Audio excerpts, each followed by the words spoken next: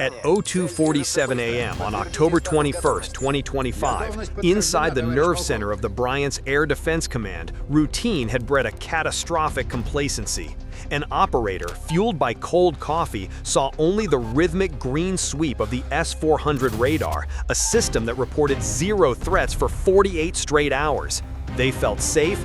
They were already dead. 78 miles away, that illusion was being permanently shattered. 3 Storm Shadow cruise missiles, each a Titan weighing 2,900 pounds, were tearing through the darkness at 600 miles per hour. Their vanguard wasn't a squadron of Sukhois, it was a $5,000 drone swarm, acting as a dedicated live streaming camera crew for this hostile corporate takeover. Their target, the Bryansk chemical plant. This site was not merely a facility, it was the source code for 40% of Russia's rocket propellant, the beating thermal heart that fuels everything from KX-59 cruise missiles to the horrifying TOS-1A thermobaric launchers. This was a data-driven execution. Hours earlier, a Ukrainian recon drone had performed the military equivalent of a server hack, pulling precise thermal data from an American satellite feed. It found the bullseye, the 1,800-degree Fahrenheit glow of a TOS-1A furnace, confirming the plant was at peak exposed production. Moscow believed they were sitting comfortably behind an unbreachable firewall of S-400 and Pantsir batteries, but Ukraine was about to launch a distributed denial-of-service attack armed with 2,900-pound munitions. The critical question for this debriefing is how did 3 cruise missiles, each a large, high-value asset, bypass a defensive wall that boasts the capability to track a baseball from over 100 miles away? The answer is the multi-angle swarm, a plan so audaciously brilliant it forced the Russian billion-dollar defense network to spend a fortune shooting its shadows. The operation began not with a bang, but with a confirmed thermal signature. At 02:30 a.m., a modified Bayraktar mini-drone launched from a mobile platform near Sumy performed the final intelligence check, confirming the 1,800-degree furnace was glowing bright. The target was hot, the mission was a go. The main attack launched from 3 separate vectors. 2 Storm Shadows were released from Su-24 jets 200 miles to the south, while the third was launched from a heavy Akanchi drone just 50 miles from the west. These missiles were not flying high, they were not flying straight. They were hugging the ground using an onboard system called TerProm. Imagine combining the real-time route optimization of Google Maps with the precise terrain mapping LiDAR of a Mars rover. The missiles actively scan the terrain, adjusting their altitude in real time to maintain a flight path of just 100 to 200 feet above the trees. This is critical. By flying this low, they deliberately plunged into the S-400's single fatal flaw. For ground-based radar, the Earth's curvature is your deadliest enemy. At 200 feet, the S-400's advertised 400-kilometer detection range shrinks to less than 40 kilometers, and that's in perfect conditions. These missiles were literally flying under the curvature of the planet. From the east, the third element took flight, a swarm of 20 low-cost FPV drones. These were the sacrificial pawns designed to create a wall of confusing radar signals and absorb the first wave of Russia's high-tech missiles. At 02:35 a.m., the billion-dollar S-400 radar, built to spot stealth bombers 250 miles out, caught the first faint blip. It saw exactly what Ukraine wanted, the chaotic, loud signature of the cheap FPV swarm. The target data was instantly handed off to the Pantsir-S-1, Russia's last line of defense bodyguard. The Pantsir operators didn't hesitate. They unleashed a volley of 10 mini-missiles, each tearing through the sky at over 2,300 miles per hour. 5 $5,000 drones were obliterated. This was a textbook kill, but a catastrophic business decision. Russia burned a small fortune in high-tech interceptors to shred disposable, budget-friendly bait. As the burning wreckage fell into the Desna River, creating a welcome smokescreen, Moscow compounded the error. Convinced they were under a major drone assault, they scrambled 2 Su-35 air superiority fighters. The true killers, the 3 Storm Shadows, continued their approach completely undetected, while the hunters were airborne. Russia had taken the initial bait, But the deception needed escalation, from a simple distraction to a full-blown digital illusion. This is where the true genius of the multi-angle swarm was revealed. The remaining 15 FPV drones activated a sophisticated software package utilizing a Kalman filtering algorithm. This wasn't just noise, this was a real-time deepfake for radar. The software made a $5,000 FPV drone look exactly like a $1.5 million Storm Shadow cruise missile to Russian sensors. The Pantsir's threat assessment computer, hardwired to prioritize the biggest and fastest targets, immediately fell for the trick. Operators saw 15 inbound cruise missiles and began frantically calculating firing solutions. It was the military equivalent of a corporate spam filter being tricked into flagging every internal memo as a critical virus, while the real malware slipped straight through to the CEO's inbox.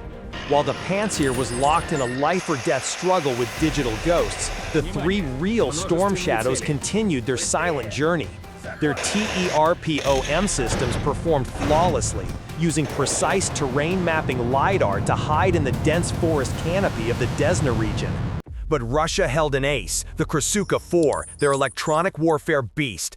Recognizing they were being overwhelmed, the Russian commander activated the final defensive layer, unleashing a 186-mile-wide jamming storm designed to scramble GPS signals and blind the missiles.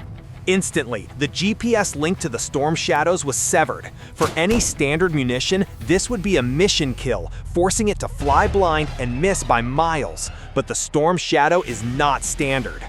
The moment the GPS link vanished, its onboard systems automatically switched to its backup navigation, a combination of an inertial navigation system and digital scene matching. If GPS is like real-time directions, the INS is a hyper-accurate internal compass and odometer tracking every micro-movement from launch. DSM provides the final verification. It's like having the entire Google Street View of the target preloaded. The missile snaps a live image, matches it to preloaded satellite data, and nails the final course correction with pinpoint, less than 10-foot accuracy, with or without satellites. The Krasuka 4's brutal electromagnetic assault was defeated by hardened memory and physics. However, the threat had evolved. The Su-35s were now hunting the launch aircraft, and the Pantsir crew realized the deepfake trick, destroying 3 more FPV decoys. The final few miles had just become a death trap. At 02:50 a.m., with Russian fighters closing in and EW systems at full power, Ukraine played its most expensive card. The MiG-29s, thought to be mere escorts, launched the ADM-160 MALD. This isn't a simple decoy. It's a $300,000 flying supercomputer whose sole job is to perfectly mimic the radar signature of a Ukrainian Su-24. It's the military's version of a perfect digital twin, a costly avatar sent into the system to draw enemy fire. Simultaneously, they launched HARM missiles. This specialized weapon doesn't hunt planes, it hunts radar. Think of it as a targeted unsubscribe button for enemy air defense. It follows the radar signal back to its source and permanently deletes the account. The effect was devastatingly effective. The Su-35 pilots, seeing the perfect target signature, banked hard to chase the MALD decoy into empty airspace. On the ground, the S-400 operators, now seeing their systems being targeted by the HARM, were forced to go defensive and break their radar locks. The result, a perfect, noise-free corridor. Russia's air defense network, designed to withstand a NATO air campaign, was dismantled by a combination of cheap drones and specialized decoys. The 3 real Storm Shadows, now completely unopposed and guided only by internal memory, converged on the Bryansk plant. Each missile was assigned a mission-critical target: propellant warehouse, MLRS assembly line, the glowing 1,800-degree TOS-1A furnace. At 02:54 a.m., the synchronized violence began. A superheated plasma jet punched through 20 feet of reinforced concrete. The fuses were set to a precise 1.1-second delay. This delay is paramount, turning the explosion into an internal weapon. By detonating inside the sealed structure, the blast wave amplified its own energy, turning the entire factory into a high-pressure cooker that tore buildings apart from the inside out. The missile that struck the 3,000-degree TOS-1 furnace acted as the ultimate ignition source, setting off a catastrophic chain reaction that cooked off 25% of the total propellant stores. The physical destruction was captured by the FPV drones, circling like vultures to record every spectacular 700 million moment. Confirmation came from orbit as NASA's FIRS satellite registered a thermal anomaly so massive it was undeniable. Russian telegram channels were flooded with videos describing an apocalyptic explosion. While Moscow attempted to hide the catastrophe with deafening silence, the strategic damage was already triggering a nightmare that cascaded across Putin's entire war machine. The Hudson Institute confirmed that the destruction instantly cut off 40% of Russia's artillery propellant supply. This meant thousands of Grad and Uragan MLRS rounds were now useless. A massive logistics freeze took hold, with convoys in Kursk and Belgorod stalled, waiting for a non-existent product. Compounding the problem, the toxic chemical spill into the Desna River paralyzed the main southern railway, the steel backbone of Russia's supply chain. Within 72 hours, the fuel for Kh-59 cruise missiles became 20% more scarce. It was the military equivalent of the entire Amazon Prime delivery network grinding to a halt because the main fulfillment center is on fire. According to analysis from Russia, this panic forced Moscow into a fatal decision. They had to pull at least 2 S-400 systems from the highly contested front lines at Kursk and redeploy them to protect what little was left of Bryansk. Every S-400 they moved created a 250-square-mile blind spot in their frontline coverage. This was a wide-open door that Ukrainian HIMARS operators immediately walked through, leading to a projected 15% spike in Russian equipment losses in the following week. Moscow was faced with an impossible strategic choice: protect your production or protect your soldiers. In trying to do both, they ended up failing at both, a perfect example of cutting off your hand to cover your face. The strike shattered the myth of Russia's invincibility. The stark contrast between Kremlin propaganda and the civilians' apocalypse videos spread doubt through the command ranks like a virus. This forced Putin to delay a planned grand offensive, costing vital initiative. The multi-angle swarm was a masterclass in asymmetric warfare. Ukraine proved that you don't need a billion-dollar air force or stealth bombers to cripple a superpower. You just need a few smart missiles, a handful of cheap decoys, and a lethal understanding of your enemy's procedures, doctrine, and, most importantly, their arrogance.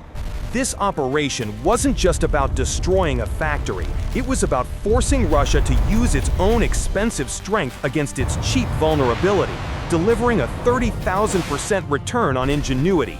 It was a masterclass in turning an enemy's fortress into their own funeral pyre.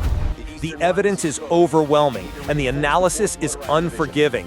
This was not storytelling. This was deep strike intelligence, confirmed by satellite physics and battlefield consequences. What do you believe is the next critical target for Ukraine's asymmetric strategy now that they've exposed the vulnerability of Russia's strategic depth? Should they target the railway logistics hubs feeding the Donbass, or perhaps the remote radar facilities essential for early warning? Drop your analysis and your next target suggestion in the comments below. If you appreciate this level of debriefing and proprietary intelligence analysis, support the channel by hitting like, sharing this report, and subscribing so you don't miss the next time a bill comes due for the Kremlin.